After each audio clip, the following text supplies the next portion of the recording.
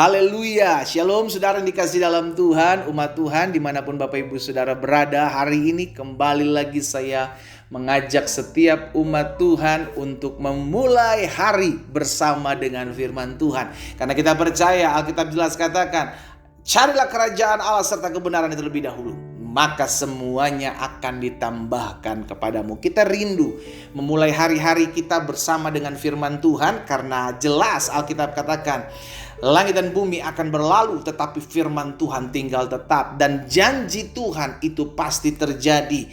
Karena firman Tuhan jelas katakan, apa yang keluar dari mulutnya Allah tidak akan pernah kembali kepada Allah dengan sia-sia, melainkan maka akan mengerjakan apa yang Dia perintahkan dan berhasil dalam apa yang Dia suruhkan. Berarti hidup kita ada dalam pemeliharaan dan anugerah Tuhan. Selama kita memegang firman Tuhan, selama kita ada dalam kebenaran firman Tuhan, maka kita percaya ada kasih karunia Tuhan, ada anugerah Tuhan yang terus menopang dan menyertai kehidupan kita. Haleluya. Saudara dikasih dalam Tuhan, umat Tuhan, saya mengajak juga setiap kita hari ini untuk menjadi berkat kembali dengan cara membagikan kembali renungan singkat ini di akun-akun media sosial kita, karena kita percaya apa yang memberkati kita juga bisa memberkati orang lain. Karena itu apa yang memberkati kita, kita mau bagikan kembali kepada orang-orang lain, kepada umat Tuhan lainnya dalam akun-akun media sosial kita, sehingga mereka yang turut mendengarkan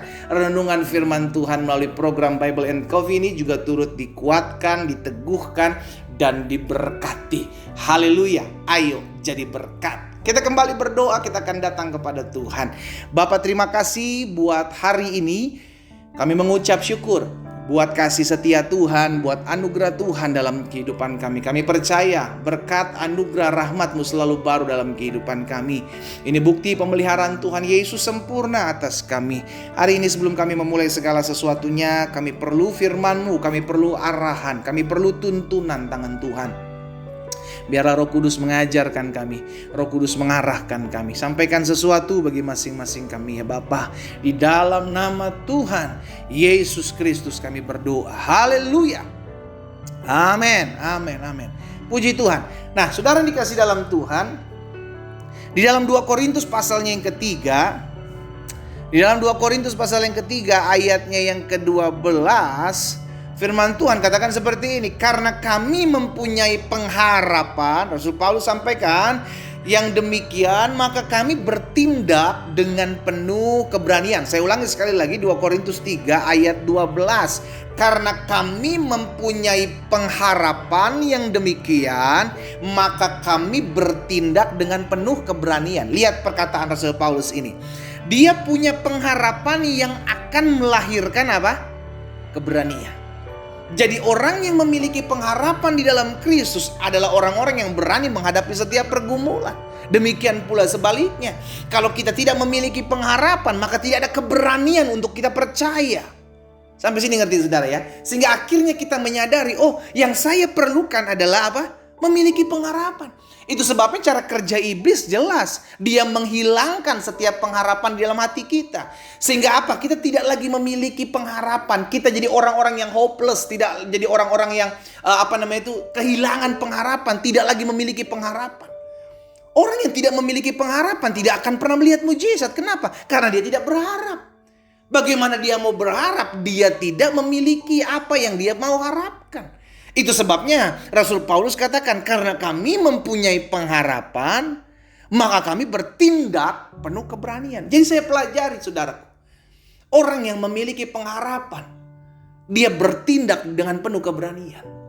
Dia gak peduli orang mau ngomong apa, dia gak peduli apa yang dikatakan orang tentang pergumulan dan masalahnya dia. Yang dia tahu, aku berharap kepada satu pribadi yang selalu menyediakan jalan keluar, yaitu Yesus Kristus Tuhan dan Rajaku. Aku gak peduli apapun vonis dokter, tapi aku percaya Yesus selalu memberikan mujizat dalam kehidupanku. Kita menghargai dokter, dokter belajar akan segala sesuatu. Tapi kita percaya ketika dokter angkat tangan, ada tangan Tuhan yang selalu tersedia dan membukakan jalan buat setiap kita. Amin saudara. Karena itu kita harus punya keberanian. Kita harus punya pengharapan yang akan melahirkan apa? Melahirkan keberanian. Wah, ini dahsyat saudara. Kita tahu kisah tentang seorang wanita yang pendarahan 12 tahun. Dia seorang wanita yang pendarahan 12 tahun. Alkitab mencatat dia sudah pergi kemana-mana tapi tidak menghasilkan kesembuhan. Dan di satu sisi dia melihat Yesus berjalan beramai-ramai, berbondong-bondong. Dia punya pengharapan. Itu sebabnya pengharapan. Dia berkata apa? Asal ku jama ujung jubahnya, aku akan sembuh. Itu pengharapan, saudara. Kenapa saya katakan pengharapan? Karena itu belum terjadi. Pengharapan adalah sesuatu yang belum terjadi, tapi kita tahu itu pasti terjadi. That is hope. Pengharapan.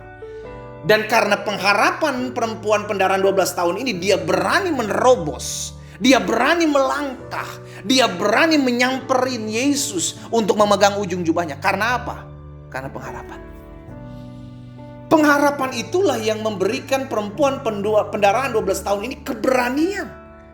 Saudara dikasih dalam Tuhan. Itu sebabnya kita pun harus memiliki pengharapan. Kalau engkau hari-hari ini engkau sedang terintimidasi dengan berkata bagaimana rumah tangga saya bisa dipulihkan pendeta. Kalau yang saya lihat suami saya begini. Kalau yang saya lihat istri saya begini. Yang saya lihat keadaan tidak memungkinkan. Yang saya lihat seperti ini. Aduh, saudara dikasih dalam Tuhan. Kalau kita hanya hidup berdasarkan kenyataan yang kita lihat, kita akan jadi orang-orang yang kehilangan pengharapan.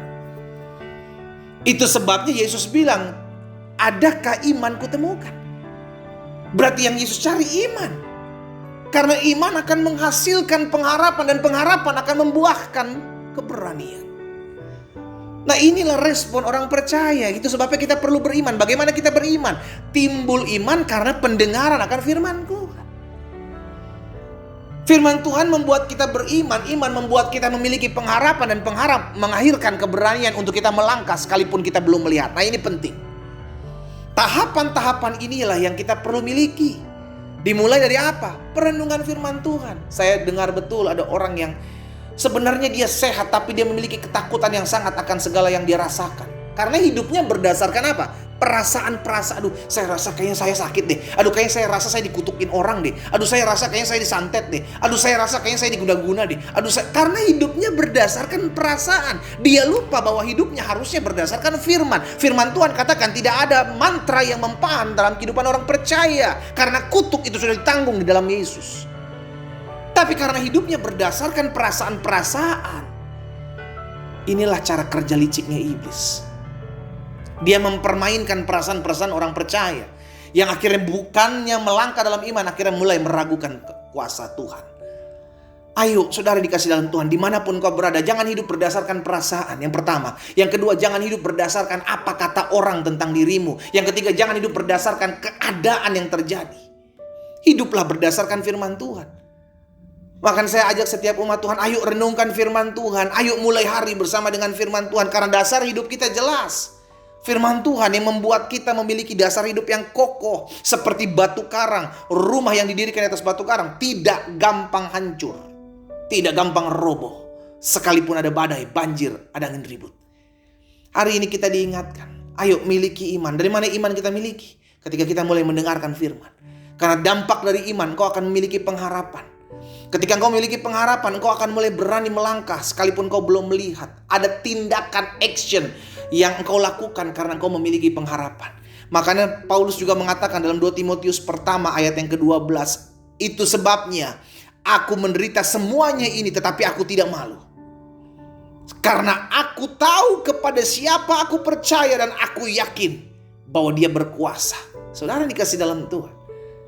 Bagaimana kita bisa memiliki keyakinan kalau Allah berkuasa kalau kita terlebih dahulu tidak memiliki pengharapan? Dan jelas Alkitab katakan pengharapan kepada Yesus tidak akan pernah mengecewakan. Kita berharap kepada satu pribadi yang menyatakan kasihnya buat hidup kita. Kita berharap kepada satu pribadi yang tidak pernah meninggalkan kita. Kita berharap kepada satu pribadi yang tidak pernah mengecewakan kita. Bu, istri-istri, suamimu bisa mengecewakanmu. Suami-suami, istrimu bisa mengecewakanmu. Orang tua, anak-anakmu bisa mengecewakanmu. Anak-anak, orang tuamu bisa mengecewakanmu. Tapi Yesus tidak pernah mengecewakan. Inilah jaminan iman kita. Makanya selalu saya bilang jangan pernah pergi tinggalkan Yesus oleh karena apapun yang ditawarkan dalam hidupmu. Yesus adalah harga mati buat hidup kita. Yesus cukup buat kita. Amin. Itu sebabnya hari ini saya mengajak setiap umat Tuhan. Ayo miliki pengharapan. Orang yang kehilangan pengharapan, Alkitab katakan dia seperti tulang-tulang, tidak memiliki kekuatan. Dia hanya kering, hidupnya kering, tidak memiliki pengharapan, hidupnya kering, tidak ada harapan dalam hidupnya. Tapi kita adalah orang-orang yang memiliki pengharapan. Kenapa? Karena kita tahu masa depan kita ada dalam tangan Tuhan. Karena kita tahu Tuhan sudah buka setiap jalan-jalan yang tertutup. Kita tinggal beriman, kita tinggal percaya bahwa baginya tidak ada perkara yang mustahil. Kita tundukkan kepala, kita berdoa. Bapa, dalam nama Tuhan Yesus, hari ini kami diingatkan satu kebenaran firman-Mu.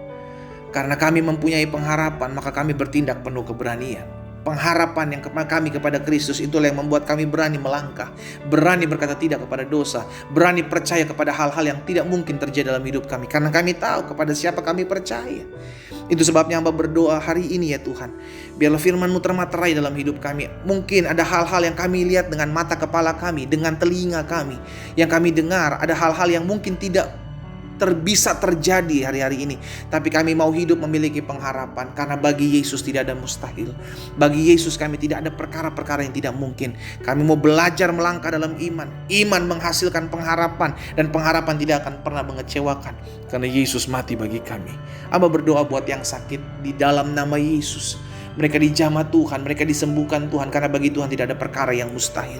Mereka yang berbeban berat juga mengalami kekuatan, karena mereka melihat jalan-jalan yang tertutup dibukakan. Di dalam nama Tuhan Yesus kami berdoa. Haleluya.